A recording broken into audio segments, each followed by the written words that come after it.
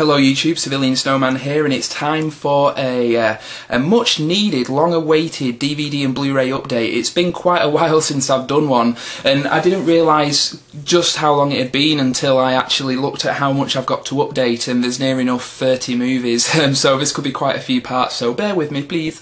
Right, well we'll just launch straight into it, because if we don't we'll be here until, you know, I have a beard, so yeah.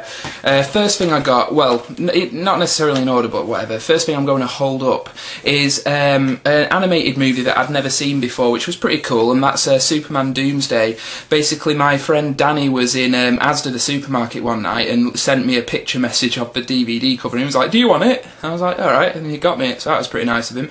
So that's Superman Doomsday. It features quite a funny vocal cameo by Kevin Smith, which we both found funny. For any fans of Kevin Smith, they'll get the reference. But yeah, that's Superman Doomsday. Worth a watch. It was only £3, so why not? Okay, and then as you saw in my past videos, YouTuber DVD Weasel actually came across and stayed with me for a while, and we went into HMV one day and basically spent a bit of money.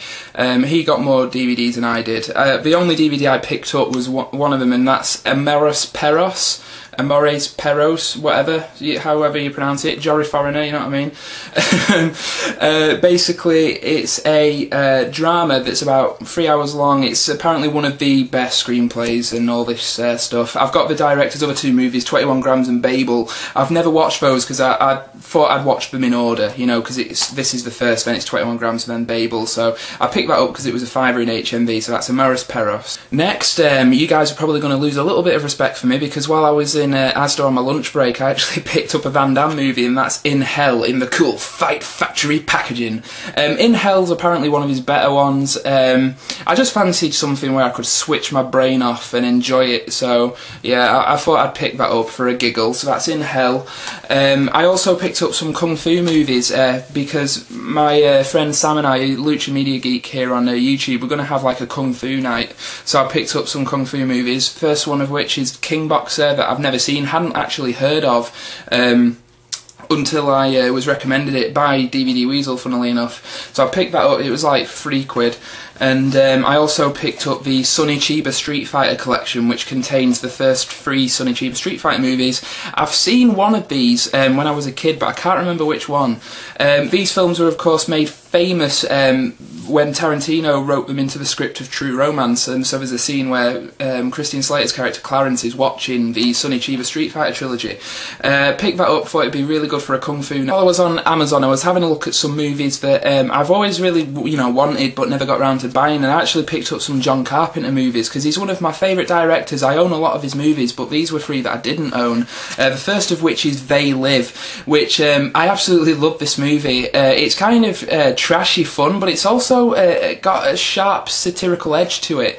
Basically, John Carpenter's comments on consumerism and just excess in the 80s, and the idea of being basically subliminally, I can't even pronounce it, controlled by an unseen force, which I kind of dig. I'm into that kind of movie, so yeah, that's They Live. Also contains a badass fist fight that lasts like 10 minutes. I then picked up Escape from LA, which I saw when I was a kid and I remember loving, although something tells me I'm not going to like it that much when I watch it now. It's of course the sequel to Escape from New York, which is one of Carpenter's best movies.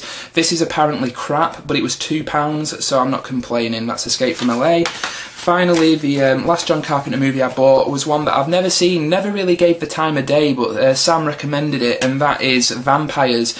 I watched this the other night and really enjoyed it, actually. It's James Woods basically stars as a vampire hunter who has a pack of mercenaries who go around and hunt vampires. Hilarity ensues. Very enjoyable film, very enjoyable. Probably John Carpenter's last good movie, because I think after this it was like Ghosts of Mars, and we all know about that piece of shit. So yeah, that's Vampires. I also picked up a load of films that were really dead cheap on Amazon. They were like £2–3 each, and these are films that I grew up watching. Basically, like as a kid, you know, before we develop filters, so to speak, we do watch a lot of shit, and these are the films that I grew up watching.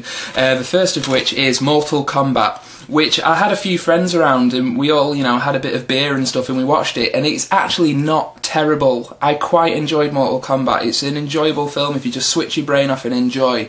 Paul W.S. Anderson, who went on to like make Alien vs Predator and stuff, terrible director, but he's also responsible for one of my favourite sci-fi films, Event Horizon, funnily enough. But yeah, Mortal Kombat was his first successful movie, and it's actually quite enjoyable.